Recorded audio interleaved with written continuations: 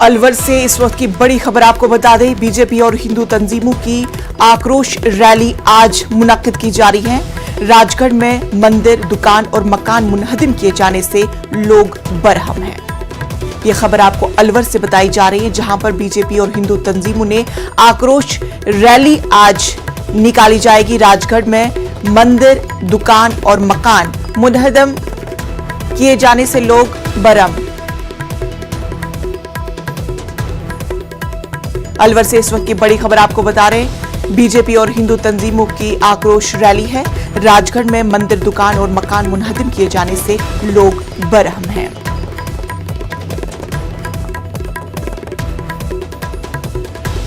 अलवर से हमारे नुमाइंदे अरबाज हमारे साथ जुड़ चुके हैं। अरबाज, आज बीजेपी और हिंदू तंजीमों से आज आक्रोश रैली मुनक्किद की जा रही, क्या कुछ है तफसील?